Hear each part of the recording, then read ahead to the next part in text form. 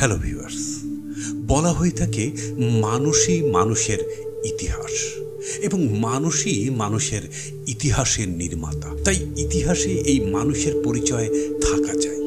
বাংলাদেশের মানুষ পৃথিবীর মানুষের একটি ভগ্নাংশ। সুতরাং বাঙালিকে শুধু বাংলাদেশের জারুল গর্জন শালবৃক্ষের মতো সৃষ্টিশীলতা বর্জিত জাতি হিসেবে বিচার করা ঐতিহাসিক সংকীর্ণ দৃষ্টিরই পরিচায়ক। আবার বিদেশি বিজাতীয় আরোপিত ধর্ম সংস্কৃতি বয়ে বেড়াবার ধোপার গাধা হিসাবে বাঙালির বিচার করাও ঐতিহাসিক সত্যের ঘোর অপলাপ। বাঙালির ইতিহাস চর্চা কখনোই সহজ এবং স্বাভাবিক খাতে প্রবাহিত হতে পারেনি। বাঙালিকে বিশ্বের অন্যান্য জাতিগোষ্ঠীর মানুষেরা অসভ্য বর্বর বলে আনন্দ পেতেই পারে, কিন্তু এই বাঙালির রয়েছে নিজস্ব ভাষা, সংস্কৃতি এবং নৃতাত্ত্বিক ইতিহাস। বাঙালিরা একটি বৃহৎ জাতিগোষ্ঠী, বিশ্বে যাদের জনসংখ্যা 30 কোটিরও বেশি। এর মধ্যে প্রায় 17 কোটি বাংলাদেশে এবং 10 কোটি ভারতে, প্রধানত পশ্চিমবঙ্গে বাস করেন। বাংলাদেশের এই জনসংখ্যার 98%ই বাঙালি। কিন্তু একই জাতিগোষ্ঠীর সদস্য হওয়া সত্ত্বেও কেন বাঙালি জাতির এত বৈচিত্র্য?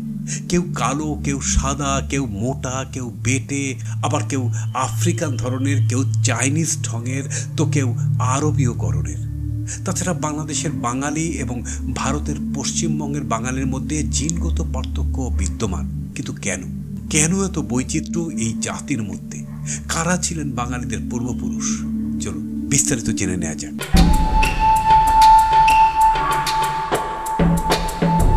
বাঙালি জাতির উৎপত্তি কিভাবে হলো তার সঠিক ইতিহাস কেউ বলতে পারে না। এসব নিয়ে গবেষক ও পণ্ডিতদের মধ্যে নানান মতপার্থক্য রয়েছে। পৃথিবীর অন্যান্য দেশের আদি মানব সভ্যতার যে রূপ বিবর্তন ঘটেছিল, সেই রূপ বিবর্তন বাংলাদেশেও ঘটেছে। বাঙালি বলতে এমন একটি জাতিগোষ্ঠীকে বোঝায় যাদের জাতিগত সাংস্কৃতিক পরিচয় মূলত বাংলার মাটিকে কেন্দ্র করে। বাঙালি ও বাংলা উভয় শব্দের উৎস বাংলা থেকে, যা ছিল ফার্সি ভাষায় এই অঞ্চলের নাম। চীনা এবং আরবীয়দের পরে বাঙালিরাই হচ্ছে পৃথিবীর তৃতীয় বৃহত্তম জাতিগোষ্ঠী এবং তারা ইন্দো ইউরোপীয়দের মাঝে বৃহত্তম জাতিগোষ্ঠী। বাঙালি জাতি সম্পর্কে নৃবিজ্ঞানীদের ধারণা হচ্ছে তারা একটি মিশ্র জাতি এবং এই অঞ্চলে বসবাসকারী আদিমতম মানব গোষ্ঠীর মধ্যে অন্যতম। হাজার বছর ধরে পৃথিবীর বহু জাতি বাংলায় অনুপ্রবেশ করেছে। অনেকে আবার বেরিয়েও গেছে, কিন্তু রেখে গেছে তাদের আগমনের অকাট্য প্রমাণ।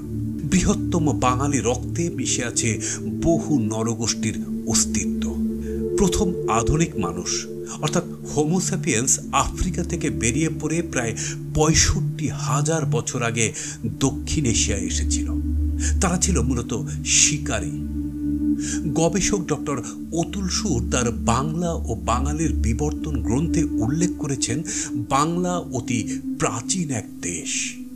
ভূতাত্ত্বিক গঠনের দিক দিয়ে বাংলাদেশ 25 লক্ষ বছর পূর্বে প্লিওসিন যুগের পরে প্লাইস্টোসিন যুগের উদ্ভব ঘটে। বাংলার বিভিন্ন স্থানে প্লাইস্টোসিন যুগের নিদর্শন পাওয়া যায়। এদিকে গবেষকদের মতে আদিম সভ্যতার আর্য জনগোষ্ঠী ও অনার্য জনগোষ্ঠীর সংমিশ্রণে গড়ে উঠেছিল আজকের বাঙালি জাতি। নৃতাত্ত্বিকগণ সমগ্র বাঙালি জাতিকে 2 ভাগে ভাগ করেন। 1 প্রাক আর্য বা অনার্য বা আর্যপূর্ব জনগোষ্ঠী, 2 আর্য জনগোষ্ঠী। প্রাক আর্য জনগোষ্ঠী সাধারণভাবে অনার্য জনগোষ্ঠী নামে পরিচিত। আর্যগণ এই দেশে আগমনের পূর্বে যেই সকল জাতি বসবাস করত তারাই হলো মূলত অনার্য জাতি। এই অনার্য গোষ্ঠী ছিল মূলত বাঙালি জাতির শিকড়। অনার্য জাতিগুলো হলো নেগ্রিটো বা নিগ্রোয়েড, অস্ট্রিক বা অস্ট্রোলয়েড, অ্যাস্ট্রো এশিয়াটিক বা নিষাদ জাতি, দ্রাবিড়, ভর্চিনীয় এবং আলপাইন বা আলপীয়। চলুন এই অনার্য জাতিগুলোর সম্পর্কে আরেকটু বিস্তারিত জেনে নেওয়া যাক। নেগ্রিটো জনগোষ্ঠী। ঐতিহাসিকদের মতে নেগ্রিটো বা নিগ্রোয়েড হলো বাংলার আদিমতম জাতি। এদের আদি নিবাস হলো আফ্রিকা। তারা ভারতবর্ষে কখন বসবাস শুরু করেছিল তা নির্দিষ্ট করে জানা যায় না। তবে তাদের বাংলার আদিম জনগোষ্ঠীর প্রথম স্তর হিসেবে চিহ্নিত করা হয়। 2. অস্ট্রিক বা অস্ট্রোলয়েড। তারা অস্ট্রেলিয়া বা তৎসংলগ্ন এলাকা থেকে আগমন করেছিলেন। তাদেরকে অস্ট্রিক, অস্ট্রোলয়েড, ভেদ্দিক বা নিষাদ জাতি বলা হয়। কোনো কোনো ঐতিহাসিক অস্ট্রিকদের এদেশের প্রাচীনতম বাসিন্দা বলে অভিহিত করেছেন। অস্ট্রিকরা 5000 বছর পূর্বে ইন্দো চীন দিয়ে আসাম হয়ে বাংলাদেশে প্রবেশ করে। তাদের গায়ের রং কালো, মাথার গড়ন লম্বা, চুল ঘন, নাক প্রশস্ত, উচ্চতা বেটে ও মধ্যম আকার। তারা অস্ট্রিক ভাষায় কথা বলতো, যার আদিরূপ মুন্ডো বা মান্ডারি, সাঁওতাল এবং ভীম ভাষা।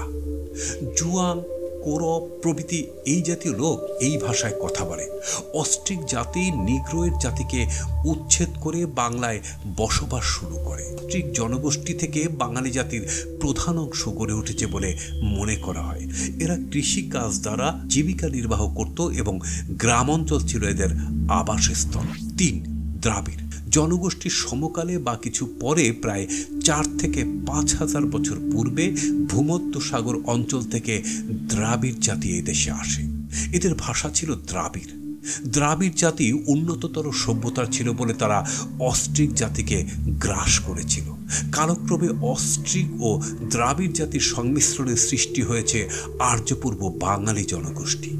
নৃতাত্ত্বিকদের ধারণায় এদেশে মিশ্র রক্তধারা বর্তমান বাঙালি জাতির মধ্যে প্রবাহমান।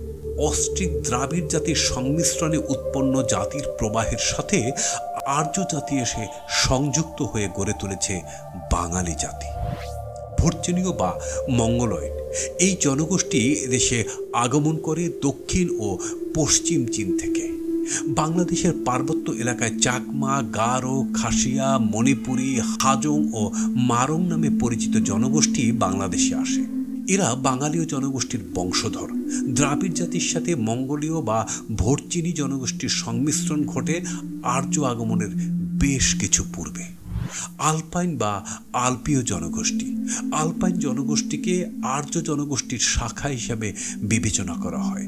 নৃতাত্ত্বিক ও পণ্ডিতদের মতে অস্ট্রিক ও দ্রাবিড়দের পর আরও একটি জনগোষ্ঠী ভারতবর্ষে একসময় বাংলায় বসতি স্থাপন করে। আল্পস পর্বতমালা, পালির মালভূমি ও পূর্ব ভারত থেকে এরা বাংলায় এসেছিল বলে তাদের হোমোয়াল পাটনাস বলা হয়।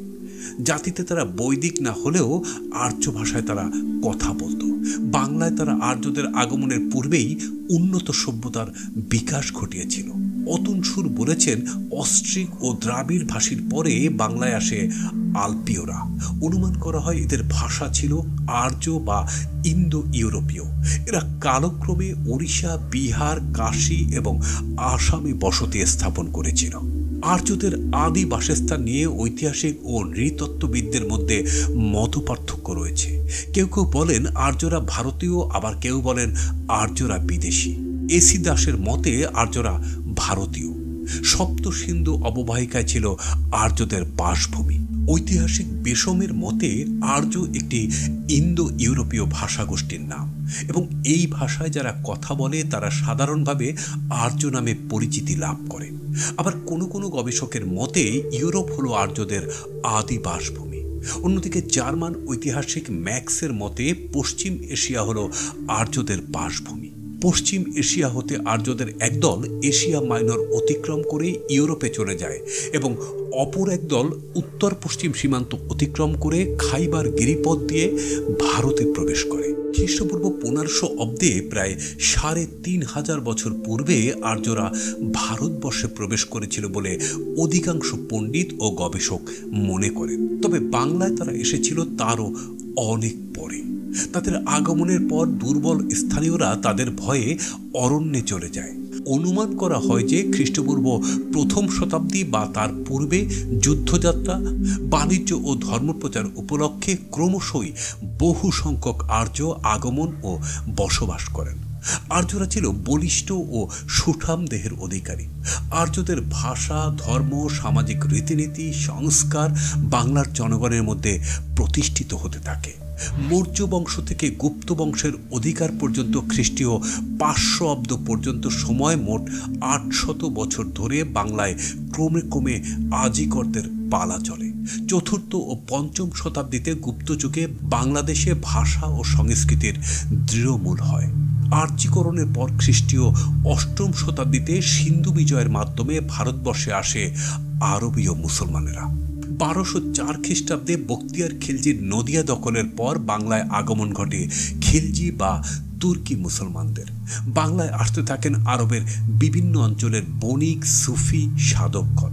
এদের অনেকে পরিবার পরিজন নিয়ে আসেন এবং বাংলায় স্থায়ীভাবে বসতি স্থাপন করে ইসলাম ধর্ম প্রচার করতে থাকেন। তুর্কি ও আরবীয়রা ছাড়াও সুদূর আবিসিনিয়া থেকে অনেক মুসলমান বাংলায় এসেছিলেন।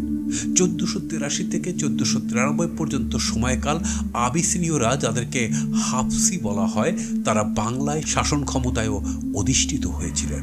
এরপর 16 শতকে বাংলায় আসে সুরবংশীয় ও কররানি আফগানরা।